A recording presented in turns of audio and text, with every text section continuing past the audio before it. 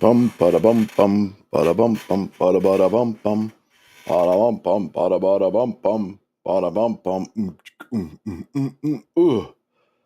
All right, the YouTube machine's telling me I'm live, so happy Monday. Here's some watered down apple cider for the working man.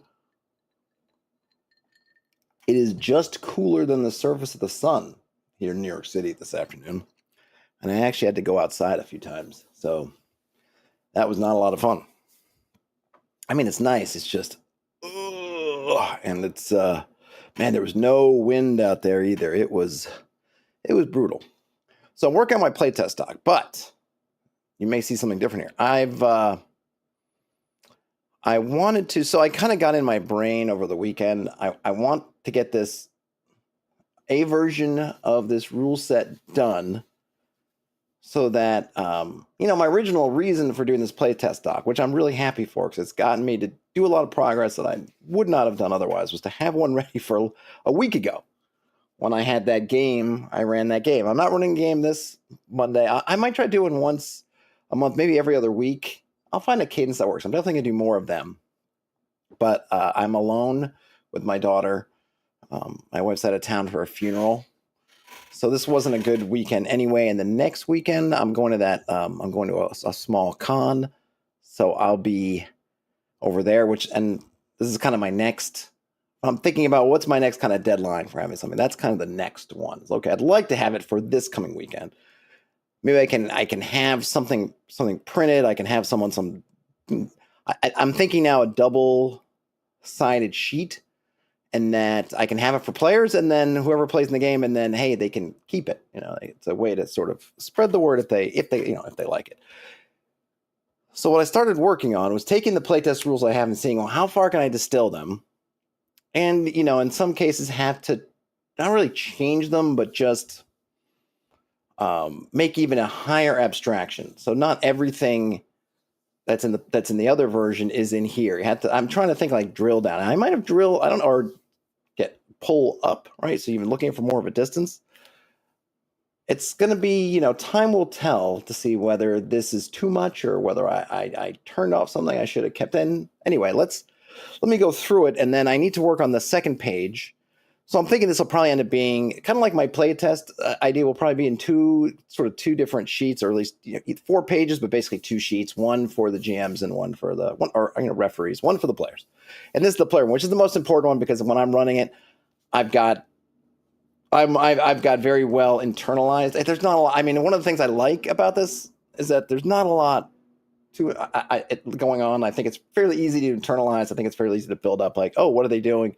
Figure out what that encounter is, and whatever you're doing, and roll dice if you need to. But whatever the case, I might change this backstory because right now I have this kind of really dark backstory, but I don't know if it's quite what I want. I think I might want to bring it more in line with what my long-term plans are for the setting that I'm going to be building, or kind of around this or with this. So I'm kind of going to skip that. But, it's basically the cataclysm.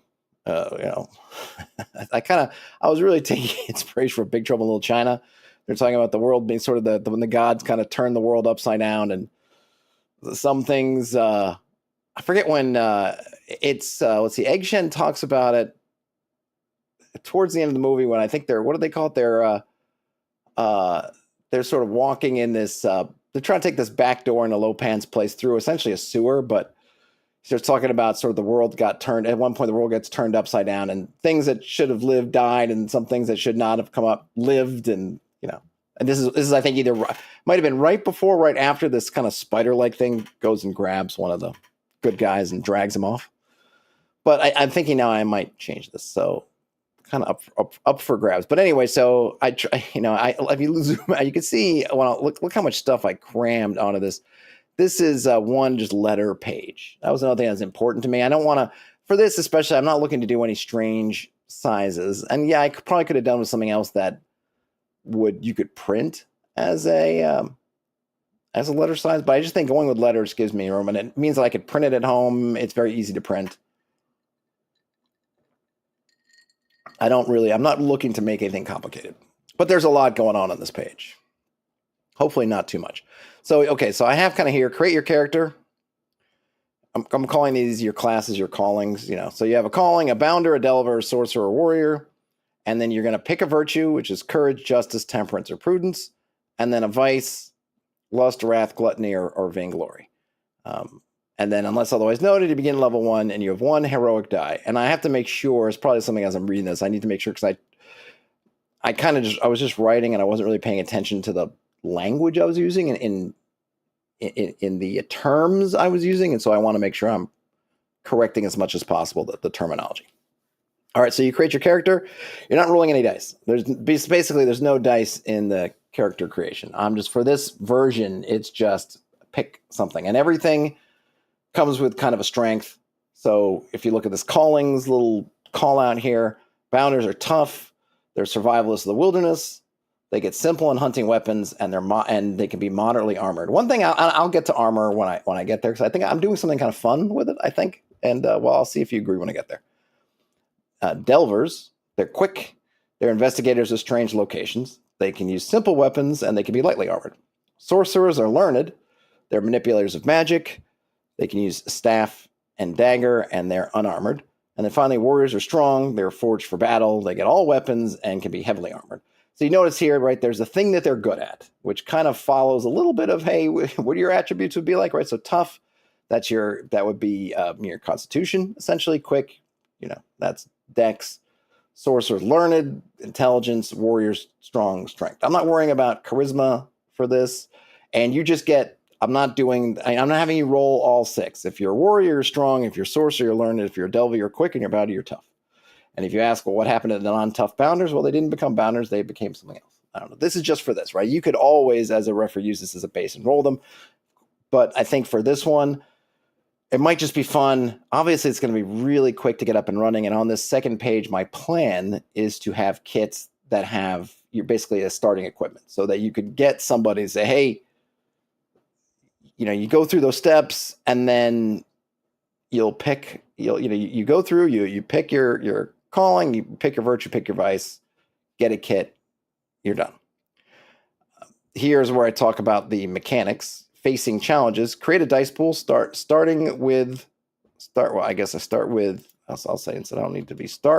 HD, which is your heroic die.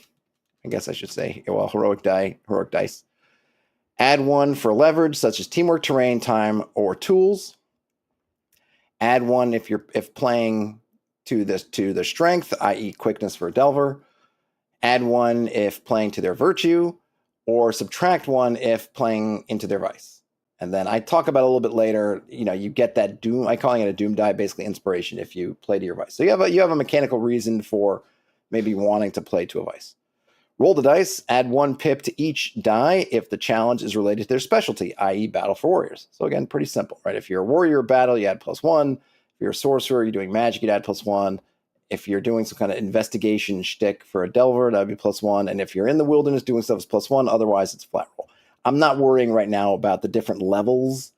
Maybe in the GM section, I'll have something on extending. If you want to have advancement and stuff, I'll probably put that. That might even be a 3rd page if I need to. I'm not sure how much stuff the GM pages are going to need. But in this version, I'm not worried about the negatives. We're just going to go with that. Hey, Croco. And then you're going to count the boons, which is successes. Results of 6 or more are boons. The challenge is 1 if there are as many or more boons as the challenge's difficulty. If not, the challenge was lost and banes must now be suffered. Excess boons can be carried over as doom dice or spent to buy down banes. I could say existing banes, but we'll get to, I'm going to cover some of this again, super in brief when I get to the GM section. Banes are consequences of failure at the discretion of the 3. A bane, I'm trying to be pretty standardized with how I do that. Banes are consequences of failure at the discretion of the referee. A bane might be strain, collateral destruction, broken gear, new enemies, or new obstacles. So basically, this is what kind of stuff. And I'm going to put in the referee section of, hey, if you want to skip the die and just bargain for, if you do this, these things, one of these things might happen. You do that. I want to have a lot of conversation around stuff around challenges and what you're doing. Combat, it's straightforward, but there's opportunities there for different things. Even still, doom dice are bonus dice that can be spent at any time to add something to a dice pool. They're gained through excess boons or playing at devices. I think that's pretty straightforward. Again, suffering strain. Any harm or hindrance suffered generates strain. I don't know if it's suffered. I think let's say it just generates strain. Strain captures heroic dice. For every strain taken, 1 HD is lost until that strain is healed. If more strain is taken than there are hit dice, they become weakened. Right. So what happens when you're weakened? All your heroic dice are lost. Strain infects the body or mind. Because there's lots of stuff on one page. It is a lot. Yes. It's very much a lot. It's like a one-page dungeon, but it's like a one-page rule set. But I think you have, from the player standpoint, other than your kit, like how much money you have and what kind of stuff you have, I think you have everything. I'm pretty sure. I think I got everything you kind of need to have to play. Weakened, right? All your heroic dice are lost. Strain affects the body or mind. A strained body makes physical challenges impossible and normal physical tasks challenging. The idea here is that if your body is weakened and you need to walk down the corridor, that would normally be a freebie, right? Just walk, right? I don't need to roll for that. Well, if your body is strained, you do need to roll for that because it's challenging now. You are basically pretty much, you're closing in on being kind of incapacitated. You're in a bad way. You're injured, you're hurt, whatever it is.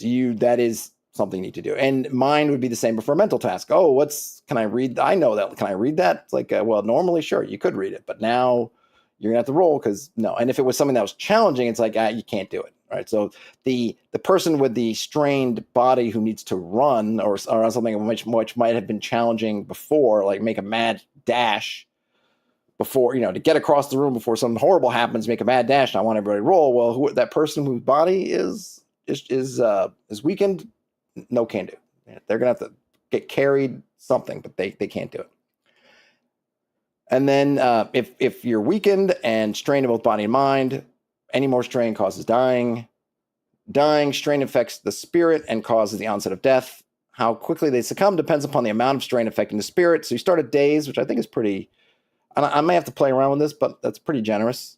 You've got kind of internal injuries, but you're not on dying doorstep. But that's if you just take 1 strain on the spirit. If you take 2 strain on the spirit, well, now it's hours. And if you take 3, it's down to minutes. 4 is down to seconds. And I don't have a note in here, but if it's any more than that, you're dead. I suppose I could put, let's see, to instance. Yeah. And I think I was using these arrows somewhere else. I'm skipping ahead, but I have these arrows. Here we go. Maybe I can use these arrows. I'm always thinking about how I can save space, because space is such a premium. I don't even know if these really, I don't even know if that really saves much space. I don't think it does. I think it's the same, but I'll use it. It's a little consistency. Okay. While dying, they can still be healed. All right. Healing. Strained HD are recovered at the end of a breather or at the end of a round. Oh, yeah. I need to. And exchange. See, this is where I was calling them rounds, but I decided to go with exchange because I like it better. An exchange in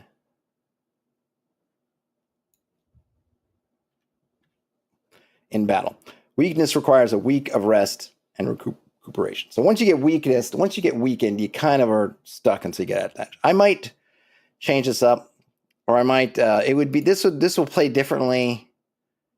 In a one shot a week is kind of rough because you're generally in a space, and I guess depends on the one shot. But right, one shot usually the time element is also a thing. It's not just the fact that you're playing in 4 hours, but usually it's. You're one delve into a dungeon or one thing, you're not really getting to go. So for one shots, maybe I'll put a note in the GM side. It might make sense to be a little bit liquid with that or make it different. But, that's kind of by the book. Okay, we talked about the callings. Then I have carrying, essentially the kind of slots. Hands, 1 slot each.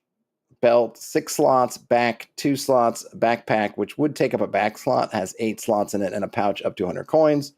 Small items take up 1 slot each. Medium items take up 2 slots. Large items take up 4 slots. Items marked as haul must be carried in hands or dragged. So, you can't attach a barrel to your belt and do it. You got to drag it. So I can put something as haul. I don't know if I want something as bulky. They have something bulky and stuff. I probably could have that. I'm not sure. This is meant to be pretty light. So if I can express it in a way that's easy and fits within here, or I could put it on the GM side if it's kind of different information.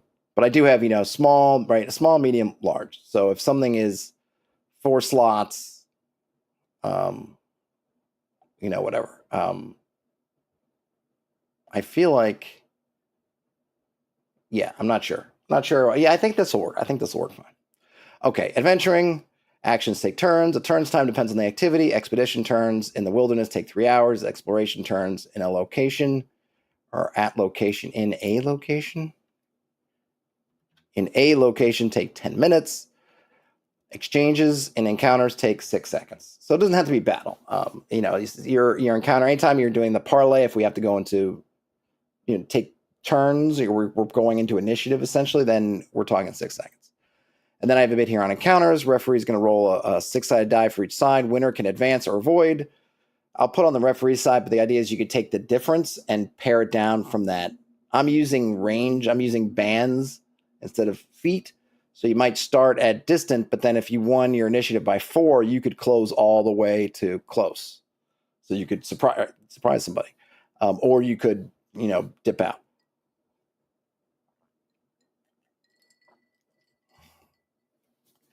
And I guess if you get the same, then neither side surprised. So probably more, I guess interestingly, it does add, this system will have more surprises, or at least more chances to do something. Referee determines demeanor, which is, it's a reaction roll. Something I don't like much about the term reaction. I don't know. I just want to try something different. So demeanor, but it's your reaction essentially. Hostile may attack immediately. Otherwise, parley may be possible. Battle commences. Each side rolls a 6. A 6-sided die. High roll goes first. Move 1 distance range at will. 2 ranges is a challenge. So basically, you have to roll dice to see if you could burst out that much. And then on this other side, we've got gear. This is I'm kind of proud about this. I'm pleased about how this turned out. So armor has a defensive value. It absorbs up to that value of strain before it is exhausted. Refreshes at the end of a breather. So I think I mentioned that your armor gets right. I'm not interested in doing the fixing it, but essentially you're getting so much. It's a buffer basically, right? Armor has a buffer. Maybe I should have used B instead of B. Buffer value. I don't know. Whatever. We'll see. In any case, you've got it. It's gonna get exhausted. Once you've exhausted it, it's done. So you're gonna have an armor in some cases is gonna give you a certain amount of leeway in a battle situation, a combat situation, because depending on what's hitting you, how tough they are, how much force they're hitting you with, really how many dice you might get hit with, right? You might be able to last. This gives me another round of combat. So, like a lightly armored character is getting potentially 2 or 3 extra rounds of combat than they might usually if they're unarmored. So that's worth it, but it's not a forever thing. I'm trying to avoid a little bit the static. You're hitting. So because it's not an armor. I mean, it's hard enough to hit things anyway. In this game, you're going to want to get a bunch of dice and do things because depending on who you're working, it can be hard to hit things. But once you hit them, once you make contact, there's always some kind of consequence, even if it's just whittling their armor down, because it's not coming back. That armor, if they're taking that armor hits, then it's not coming back. Now, as you go up levels, you will have your hero dice, which you're using to attack and stuff. If they don't whittle it all down in one round, this is where some of the sort of chainmailiness comes in. It comes back. So you need to try to get people to that weakened state, or really any kind of mook kind of creature would be incapacitated. We wouldn't bother going into weakened state. Other things you might, but you need to whittle it down. So if you have 3 hero dice, you can take, it's per round. And this is why I call it the thrill of battle. And I found out that I guess in the etymology of thrill, it was actually just being some kind of emotion, a breakthrough, and it did have this connotation, because I was trying to look for some words about sort of, I didn't want to use adrenaline, but it's this idea that you're amped up in battle. So in battle, that strain you're taking, you're able to kind of shake some of it off. It's also something I was thinking about too, is the other part with it is that if you're taking strain from doing something in the dungeon, that's basically 10 minutes of strenuous activity versus one good thwack. So if you think about it, in some ways, the strain you're taking out of combat the reason why it lingers and battle stuff doesn't is because you're talking about 6 seconds of battle time versus 10 minutes of strenuous activity. And of course, over time, if you keep getting hits, you'll go out. But at first level, which is how this thing is, meant to start, you're only going to have one hero dice, so you're not going to have a lot of staying power outside of armor, right? So that's going to help. But the thing is, I'm doing here is that what I'm avoiding, or what I'm saying here, is that, or what I'm doing here is instead of saying light armor, I'm not. Armor has these values. If during the callings I mentioned, I talk about how armored you can be. So here's what I'm getting at. So if you're lightly armored, would be like the Delver, right? You can have a maximum of 2 defensive value working for you. But what that 2 defensive value is, as you'll see, can be different things. If you're moderately armored, that goes up to 3, and if you're heavily armored, you have no max. So here's what I mean. So boiled leather jerkin, hardened leather jerkin, gives you 1 defensive value. But you notice if you're lightly armored, you actually can have 2. So you can wear the jerkin and you can wear something else. So you might wear a jerkin and a helm. That gets you 2. That's your max. If you're moderately armored, you could wear the leather jerkin. You could have a mail coif, which is kind of like the mail sort of hat made of mail. And then you could be wearing a helmet on top of that. Or you could be wearing a gambeson and a burning. That would be also. So you can wear all kinds of armor bits to make up your defensive value. So instead of having your armor, essentially your armor class is kind of one thing. It's this idea of you can kind of piecemeal your armor together. You could be wearing a gambeson with a mail coif and a helm, or you could be wearing a leather jerkin. And I might have some other armors down the line, but I figured this would be good. So you basically have leather. So really it's leather, mail, shirt, a padded, your padded, what do they call it in BX? They might just call it padded armor, which is a gambeson, but you can also have these other ones. And of course, if you're heavy, you can layer them together. You can't layer the jerkin. The jerkin is basically just what it is. But you could be wearing the padded thing. You could be wearing and it kind of makes sense because I noticed something. I mean, if you've seen how armor was really worn, that's kind of how they did it. They layered it up.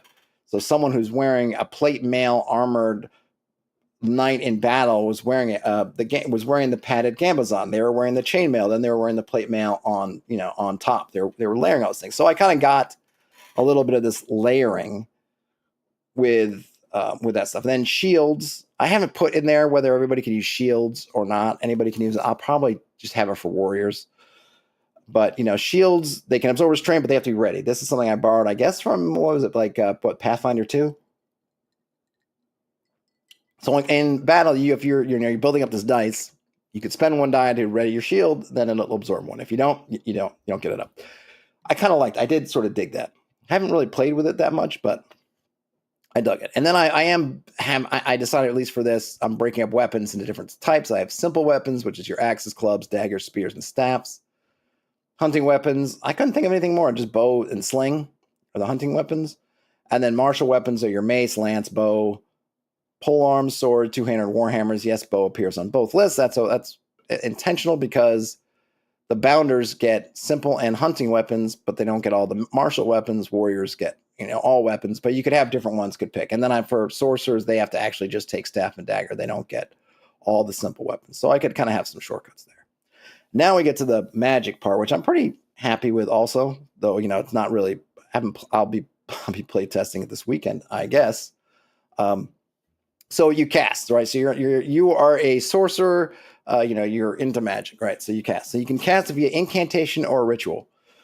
Anytime you're casting magic, it's going to cost at least 1 strain, but it's equal to the magnitude of the desired effect. So this is, what are you trying to do? I'm trying to push the moon into the earth. Well, then we figure out what the magnitude is, and then if there's any possibility you can do it, then you'll roll. If you have extra boons, so you were rolling, you were basically, let's say you're doing something really simple. And you're a 3rd level sorcerer, so you rolled 3 dice and you rolled 3 boons. Well, you only needed 1 to cast a spell, so what do you do with the other ones? Well, you could use it to extend the duration, or you could use it to absorb strain. Though if it's a 1, you always take 1 strain minimum. So or you could do some, right. So You got that. So you couldn't reduce your strain at that point, but you could extend the duration if it's an effect with a good duration. And then failure will still cause strain and also may create banes. So there's risks. So you have two different ways you can cast your spell, which basically come down to what kind of durations you're looking for. If you're incanting, which is your sort of classic spell casting, it's one exchange. So it's a little bit different here. So I don't have spell points or spell, right? You are taking strain, so that's a limiting factor. So in this case, you're casting your spell. Your spell goes into effect at the end of a round of combat. So it's like it's at the end. So takes one to perform. You can, if you want to spend more time, if you feel like I'm 100 feet away from the battle and they're not, I got a line of defenders, I can, and I want to spend more, you can spend more to do it. Or if you're not in combat, you could spend more if you wanted to. And then for incanting, the duration of the effect is going to start at seconds, and then you can increase it, right? So you can go seconds, minutes, hours to days. If you're casting as a ritual, it takes a turn. So we're talking your kind of 10 minutes. Same rules apply, but you get longer duration. So if you do it as a ritual, the minimum time is hours instead of minutes or instead of seconds, and they can go days, weeks, months. So you can really do some stuff with the rituals. And again, I might need to amend these. I don't know how often it's going to come up, what you're trying to do. But the other part of it is, remember, this is all the stuff is you can extend if you have extra boons. You still have to actually, whatever you're trying to do, you have to get that. You have to succeed at that, and then you have extras left over. So I'm not sure how often it's going to happen. And basically, so many things add the magnitude to it, that if I'm not even sure if people will. I'm not sure at what point you would get to so you could comfortably be able to do this. I mean, sure, you can. I might have to put limits on how long you could push the ritual. I probably will, right? To some max, but whatever's reasonable, maybe.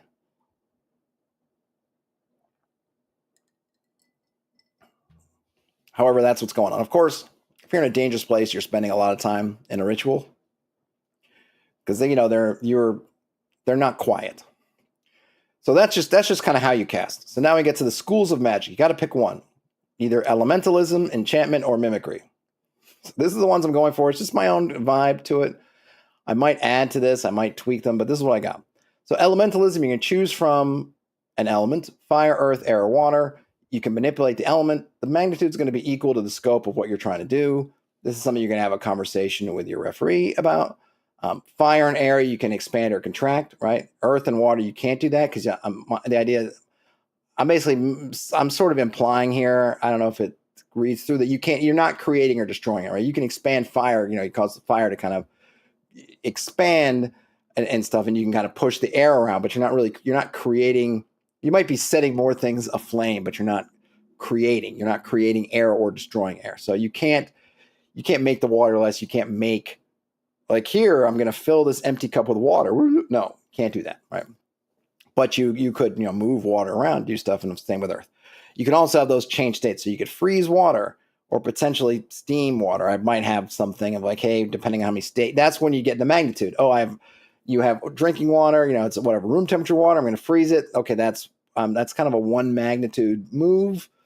But if it was frozen water and I want to turn to steam, maybe I'd say that's a 2 magnitude move. Right? This is, you have a little discussion with the referee who figures it out.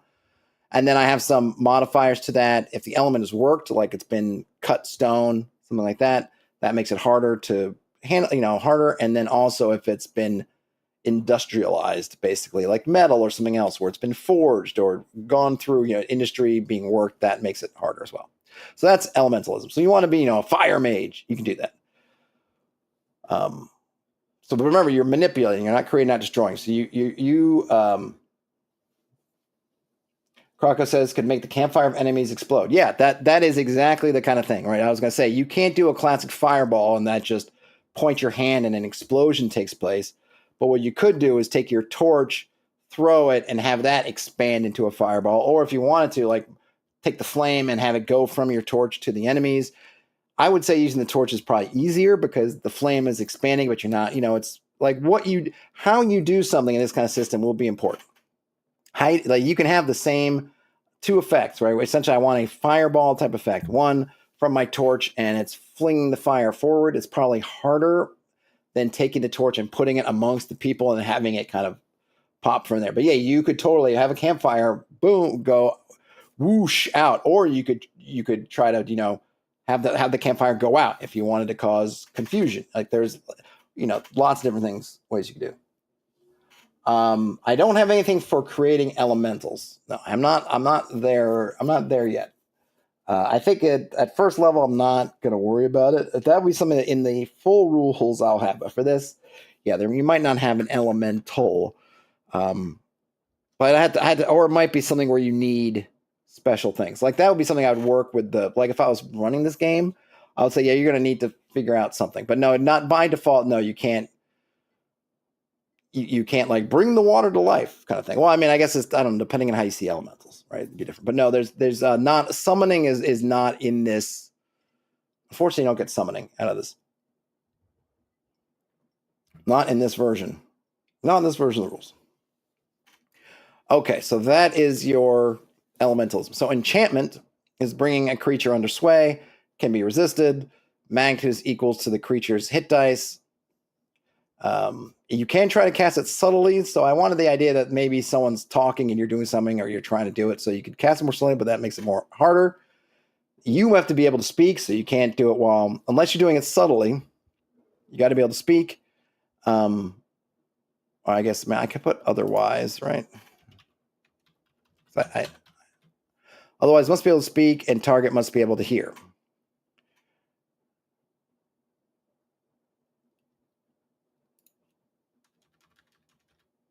There you go. So that's kind of your charm sort of thing. So I'm, here's where I guess I've been debating, right? Because so right now this essentially it's charm in a way. I mean, yeah, it's kind of my version of charm. But I was thinking about all those things where could it work on animals? Could it work on plants? Could it work on and I kind of want to say yes, you could. I'm not sure how to describe it that way yet. Cargo says maybe a sorcerer's master all three schools can combine them like that. I mean, there's nothing to combine really because I don't have a school that does summoning. I mean, it really so there's a couple of things with summoning, right? It's going to depend on, and I haven't figured out quite for this universe, right, what it actually means, right? In D&D terms, is you have this plane of water and you're pulling this thing out of the plane of water and plopping it there. That's kind of one, right? That's one version of summoning.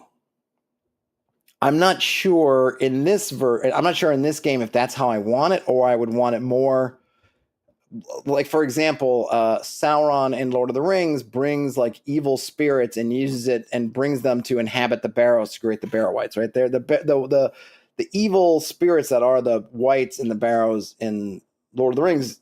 They're not those dead people. They're actually spirits that Sauron brought and, you know, infected or put in there, right? That's kind of what that is. So that could be one thing is, are there spirits around or some kind of whatever, pop it in there, right? Is it a negative energy thing like undead? Are you kind of thinking some weirdo energy and putting in there, right? I don't have undead in here either. It is, you know, there could potentially be more schools, right? I mean, this is a page. I'm trying to keep this to a page. So there could potentially be more schools, whatever. So I'm not going to worry about there's no undead, there's no summon. Could you have them in your game? Sure. You know, figure out how you want them to work and make it a school or make it something. Because I'm not even worried about, because right now to start, a sorcerer has one school. So they're only getting one. They got to pick one. But the idea here was I've been playing around with this verbiage here to make it a little bit more like, hey, the target has to be able to hear. Because first I had to be able to understand you. And I thought, I don't know, that's kind of taking some stuff off the table. I thought it might be cool. Yeah, you run into a slime. Maybe you could enchant the slime. I might put a note in here because I have some space that, you know, what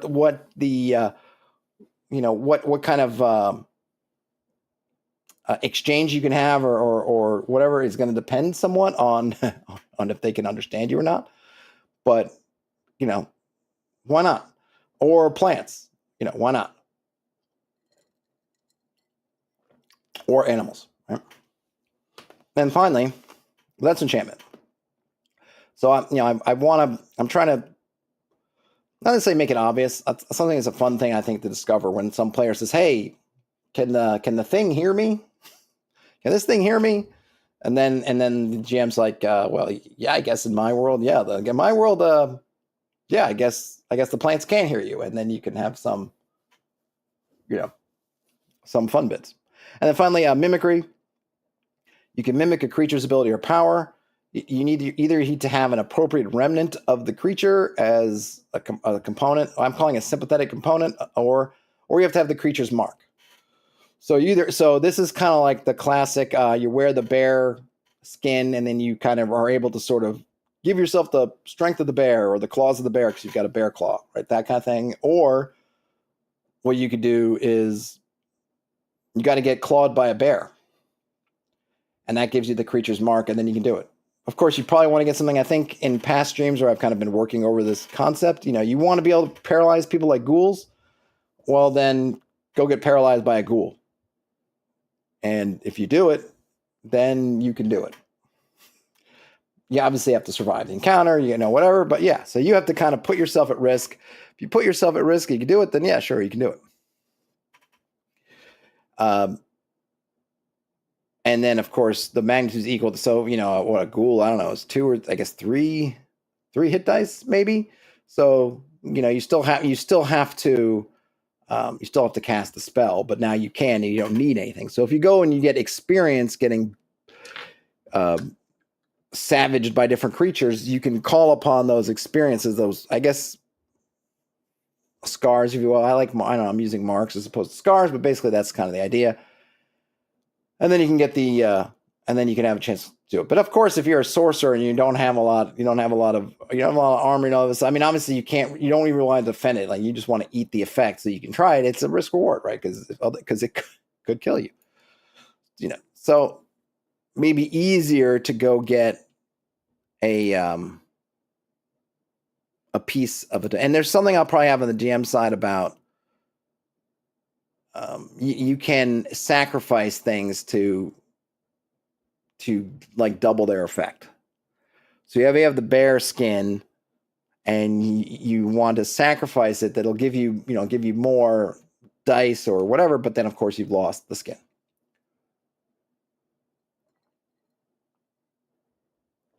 Krakow says they're planning to create a similar thing for a class manifesting traits of animals and creatures, like those spells Cat's Grace, Eagle Splendor, etc. That's cool.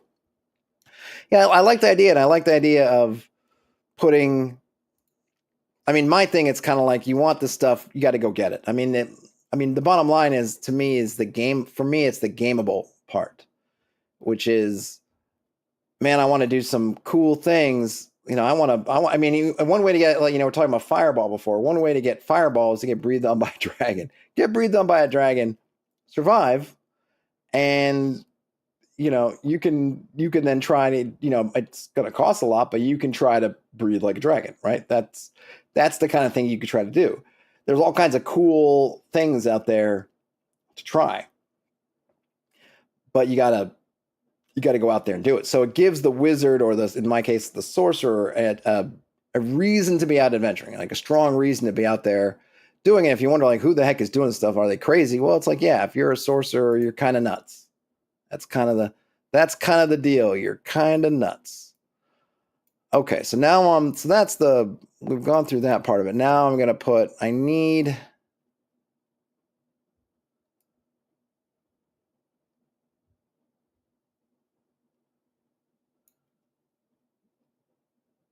could use the chance. I would, what? I think it's Krakow saying, so here's what I would say about that. It's going to be very much up to you. So Krakow's thing is, you could have them roll like the magic user's chance for spells. And that's fine. My issue with that is, I don't have an issue with it. It's that it would suck to sit there and let yourself get ghoul paralyzed and then it not work. Doesn't seem like a lot of fun. To me, that makes it a lot less viable. How many times I gotta get breathed on by a dragon, try to get it to work? I don't like, it's like, I think if you can do once and you're good. I mean, at a certain point, sure, you can survive. You're at the level where maybe it's not that big of a deal that you're getting blown on by a dragon, but then dragon's breath probably isn't that big of a deal at that point anyway. think it kind of works out. So I'm fine.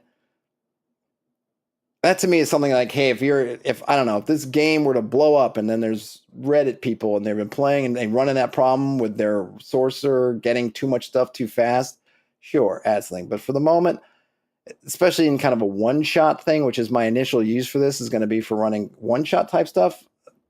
You know what? Go for it. Because if it don't work out, you're likely dead. So I don't want to. So I feel like adding an extra tax of, yeah, you're going to have to go and submit. Because remember, if you go and get breathed on by a dragon or the ghoul, you're giving up your save. That's the other part of it, is you're not going and like, oh, he touched me and I rolled my save, so now I've got the ghoul touch and I'm okay. It's like, no, when you go to do this, you are literally, standing out there with your arms out saying, please, dragon, breathe on me.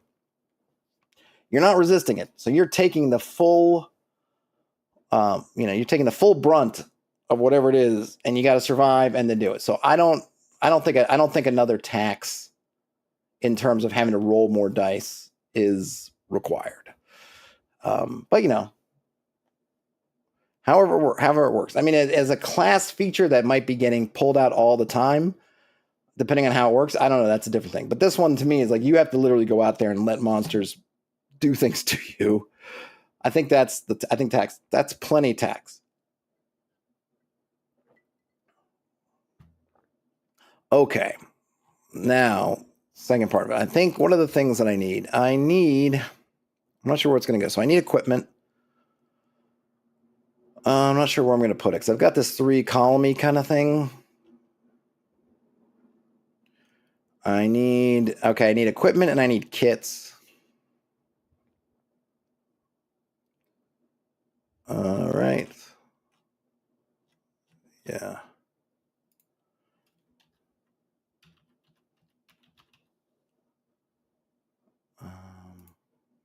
This one I don't need any. Don't need any. I was just going to take BX's one, really. Tweaking some of the names because I like Gambazon instead of padded, and but pretty much I was just going to take what they have. I might add some stuff for kind of some components to give ideas for that.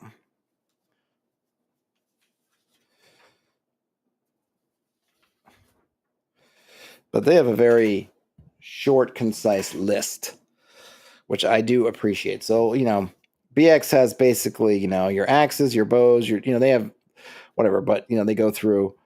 There's just not that much stuff. I don't know. Do I need? Let me see if I can do this. I think it's probably better to put in as a table. Is it, or am I? Hold on a minute. Let me pull up BX. Where is my digital version of BX? I can copy paste more easily.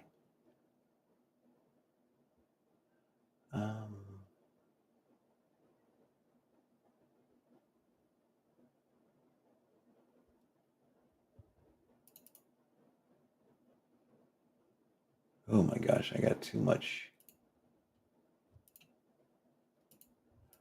Get rid of some of these. What's this?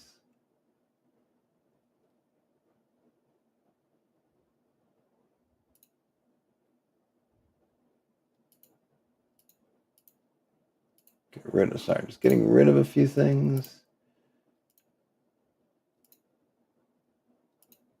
Oh, I had the basic set open already. All right. Got this over here. 200 pole arms. Actually, he doesn't. He hasn't unleashed the full power of the pole arm in BX. He just has pole arm. He could have probably had one table with all that on encumbrance and coin weight, but I'll just... Oh yeah, I haven't done languages yet. I don't know if I'll do much with languages, or whether I'll just have like a for something really light, languages might be something just to allow people to speak to other things. Because I'd rather have the social, the sort of social possibilities than have everybody not be able to speak to the goblins or whatever. And more of a campaign game, that stuff's more fun. If I'm playing a one-shot, I'm probably happy just to have people speak to each other. Is my perspective at the moment. All right, so we've got do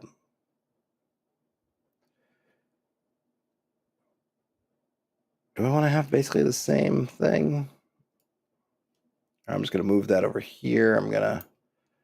Can I copy? How's this going to copy paste? Ooh. It will let me paste it.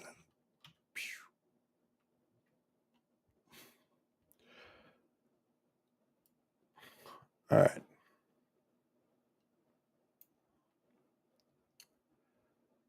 Yeah.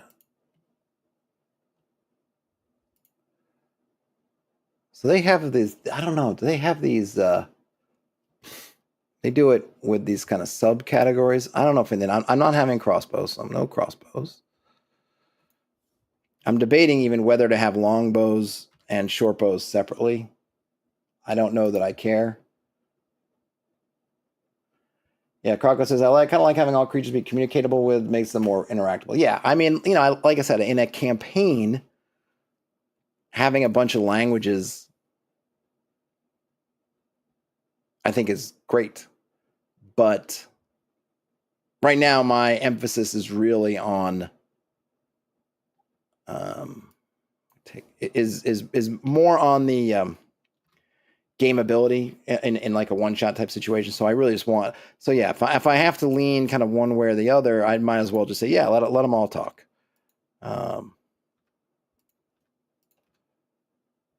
Okay.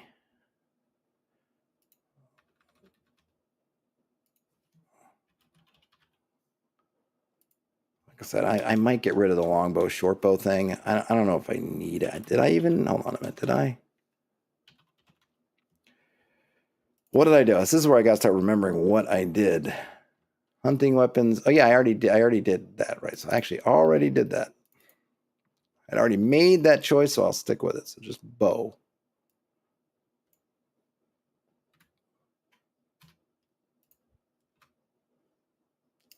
Okay, battle axe, hand axe. Let's do axe. Battle. I'm just gonna say axe two-handed, axe one-handed.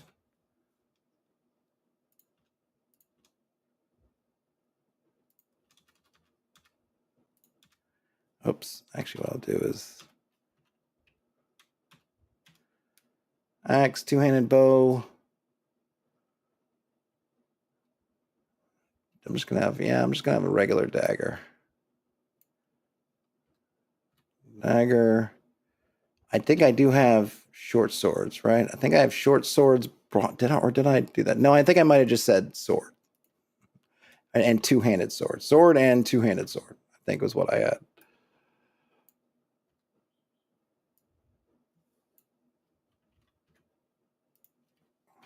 And I'm fine to continue that.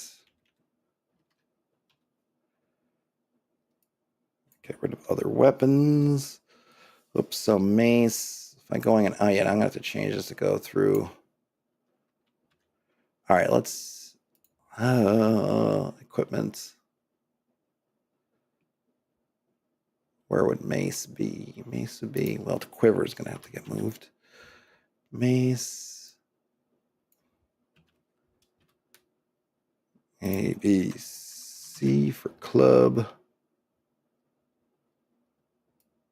Sling's all right. Sling and spear we have to move. Be above sword. So does polearm. OP. And Warhammer is fine. Croco says, I feel like they've made 20 different equipment lists. Should probably combine them, sell on one instead of recreate them every time. Yeah.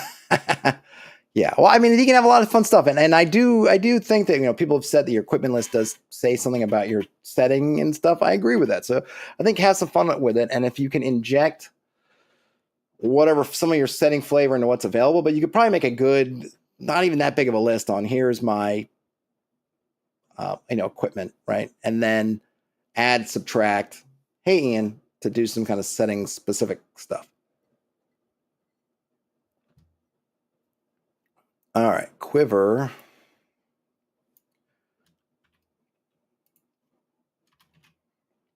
Gonna go there. Needs more pole arms. That's, I think Croco said the same thing.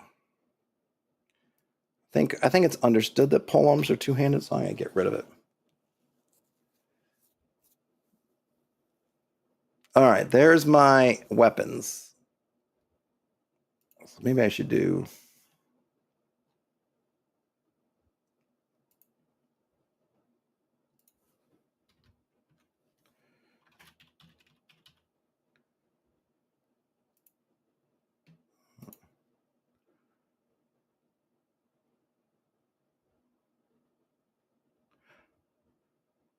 Actually,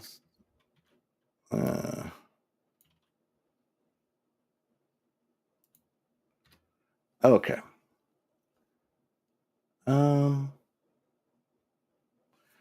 Let me see. I don't know. Can I do duplicate body? What do I want to do? Body. I don't know how this is going to work. I really am bad at doing the tab stops. Can I have a?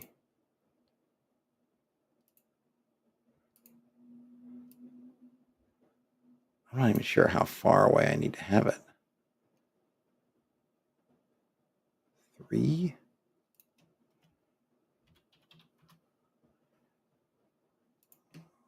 And now if I take all these, body tabbed. Oh, that didn't work.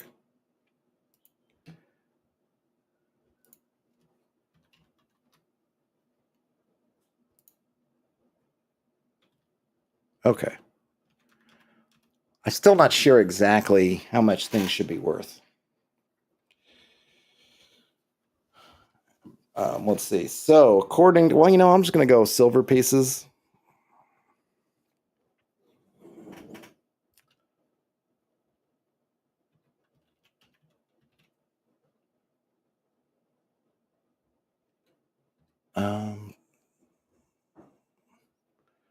Oh, sorry. That's too much. That's 4.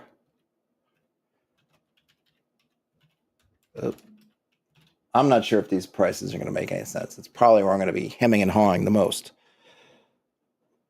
Let's see. So short bows are 25. Long bows are 40. So that would be there's a 15 difference, split the difference 7. So I'll call it 7.5.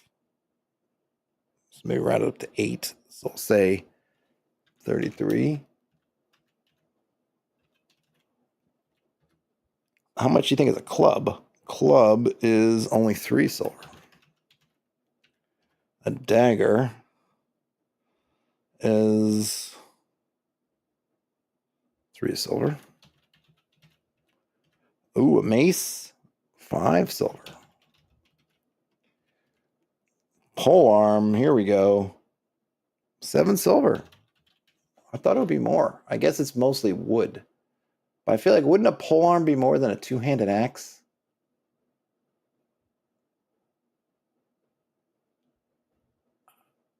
Maybe not. I don't know. I kind of feel like it might be. Quiver, 5 silver.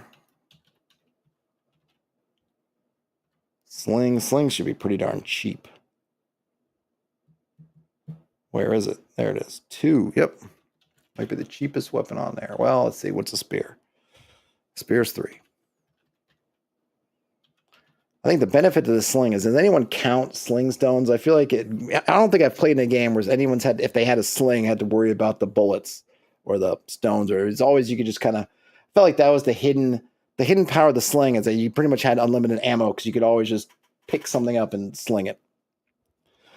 All right, so a one-handed. Let's see your where are you? Normal sword is 10 silver. Your two-handed sword is 15 silver. And your warhammer is 5 silver. All right.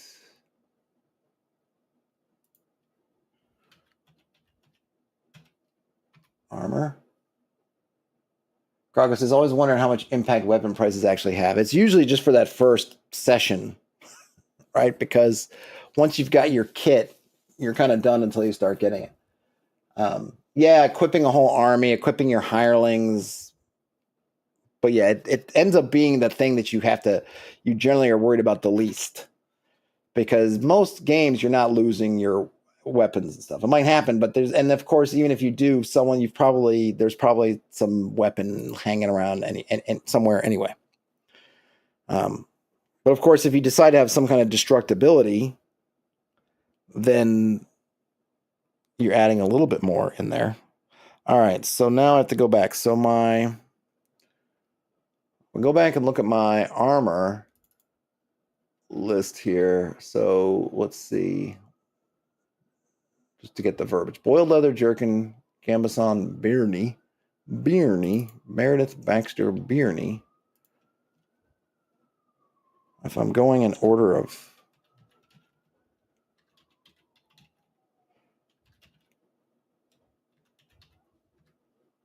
No, I'm on... Let's see. Leather is 20 silver. A Birney is 40 silver.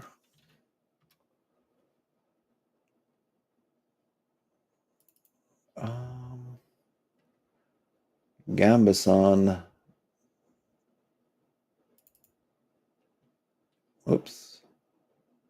Cargo says, I guess the large amount of magic items you get in AD&D is meant to balance with items saving throws.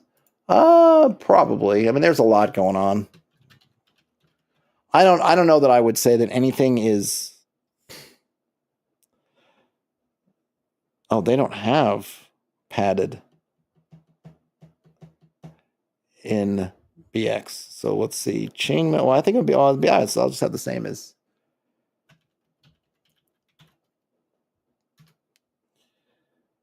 Cargo says, then you have at least a reason to hang on to lower grade weapons and armors. I mean, there's always a reason. It's always good to have a backup. You never know what's going to happen.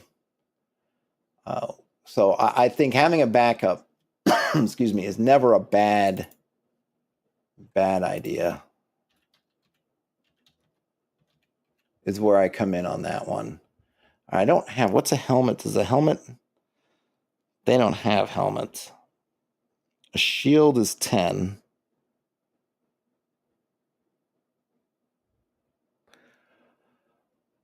A Bernie is 40. All right, I'm going to say... It's not really better than... I'll say 15. I think I'm going to put the 2... I like the 2L mail. Seems a little more old-timey to me. Does that work, or am I going to give myself a... Ooh, it fits. Okay, mail, quaff. Cargo says, oh yeah, then you can put them on a retainer. Yeah, I mean, and I've done that in the game I play in. We've done that. Gotten extra lower grade magic armor, and then we've put it on our hirelings. Absolutely. Well, the last thing is the Spangin helm. The bangin' Spangin helm.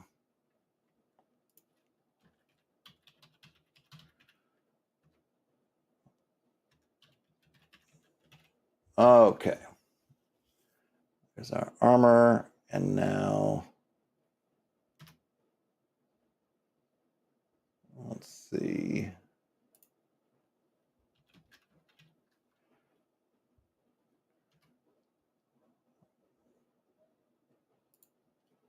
Gotta have a backpack.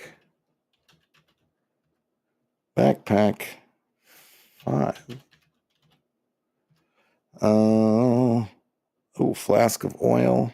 I think I just want to almost copy all of these from the book.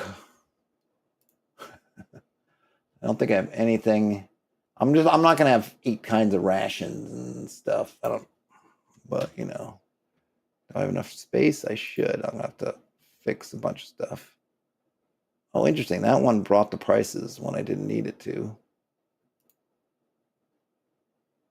All right, well, I got that. Flask of oil.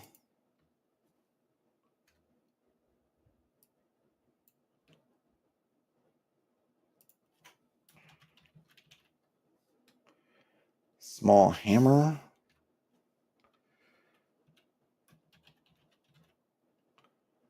Holy symbol. Yep. Though I don't have turning. I might make it a referee's note on the turning because I like the idea of everybody being able to turn that I have been working with. So I want to probably give that here, but I don't.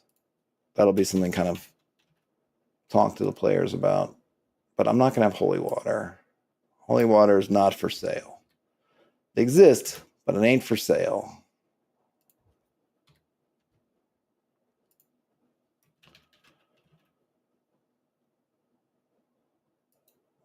Lantern.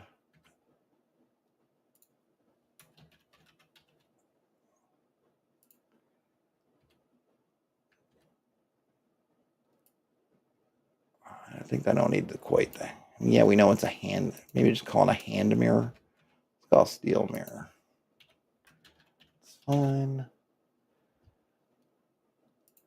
Cargo says no firebombs allowed with those prices. I mean, you can.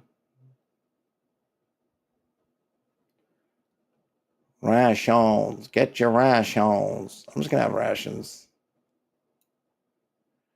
But I'll do it, but they'll be iron.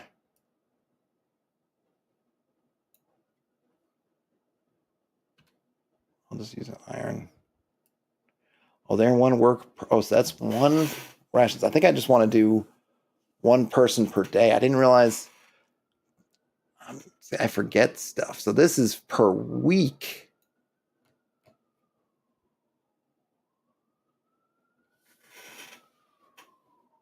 Well, maybe I'll leave it.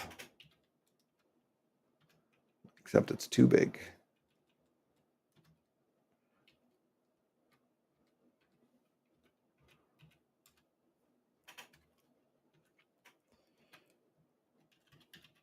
Oops. Yeah, I don't need.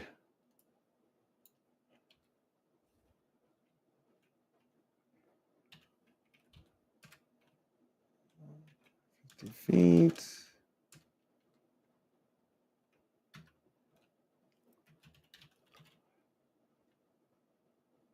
I'm just gonna have one sack. I feel like this is kind of things you think about, like how much sacks do you need? How many sacks do you need?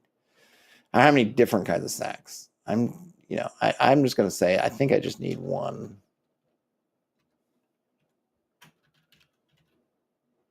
Oh, you know what? I don't have a sack on my list. Thieves' tools you can't just buy. I'm gonna get rid of that. Tinderbox. And I'm gonna go with candles over torches. Yeah, I'm going to candle. I'm going to candle power.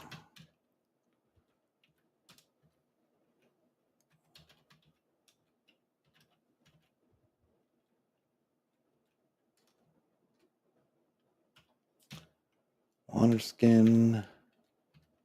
1 silver. I'm going to take wine off the menu of this. Wolfsbane, I do want to have some of those things, and I do want the 10-foot poles. But I don't want Wolfsbane here. I want it somewhere else.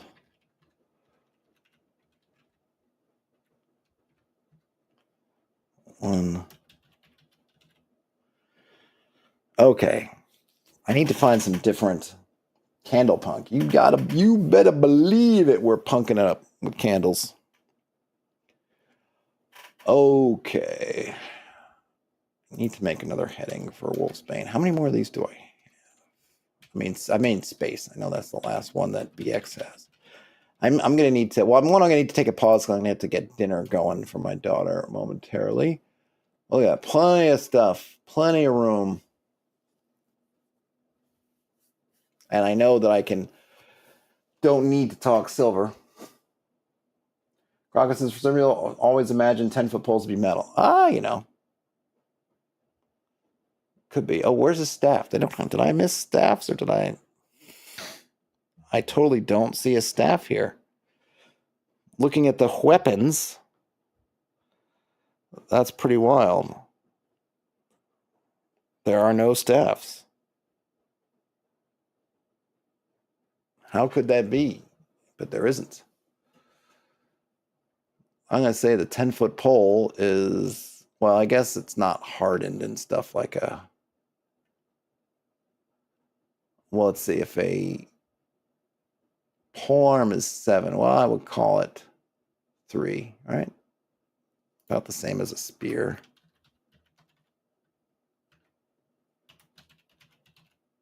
They were laid off? Maybe. All right. I want to have, what do I want here? Reagents? No, I don't know. Because I like the idea. See, I come from my concept is that there's a lot of things you can't buy. So, I took things like silver daggers and silver. It's not because they don't exist. It's because those are beyond the things you just go to the shop and buy. This is all stuff that you can maybe get in a market town on a market day. You can go get it. Other stuff I want you to have to bust around more. Hey, Gary. Gary says, assuming a 10-foot pole is telescopic. I suppose that's another way to do it. So I think I'm going to take Wolfbane off the list for now.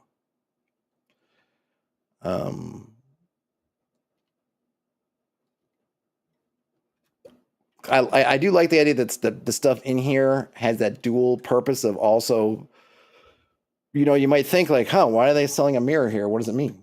Right. So I kind of like the idea of having something, but I need to figure it out because I don't want it to be something you can buy necessarily. But I like the idea that you could find somebody. Got to find it.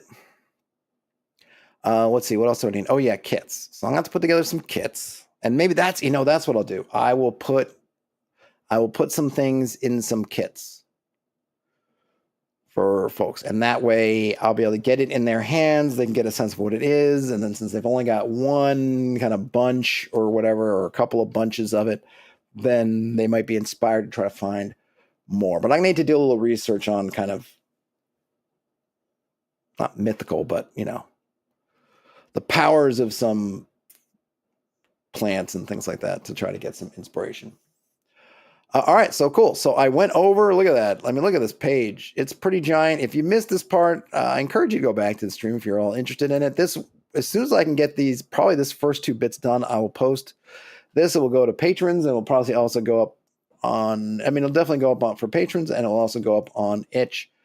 I might just I don't know how I'm going to do it as far as whatever, but it's basically a pretty condensed, abstracted version of the kind of game I've been working on that I play tested last week, and I'm still working on that longer rule set, more complete rule set. But I think there's enough here for one shots and things. That's kind of what I'm trying to do. I'm trying to get this done so that when this weekend go to a little con, I'll have this. I'll be able to have it printed, at least these 2 player ones printed, and be able to hand it off to folks. Maybe just give it to them, like, hey, you played in the game here, you can keep it, and then we'll go. So I will probably, until I get it done, I'll probably be working on it some of the streams. So if you missed it and you don't feel like going back and watching the hour plus to get to here, no problem. I'll be working on it probably tomorrow. Do some research on some plants and stuff, and then go from there. So thanks, folks, for hanging out. Have a great rest of your day or night whenever you're watching or listening to this. Hopefully you're not getting the direct full heat of the sun like we are in New York City. But if you are, stay cool, Stay frosty, as they say. Game on, and I'll talk to you later. Bye now.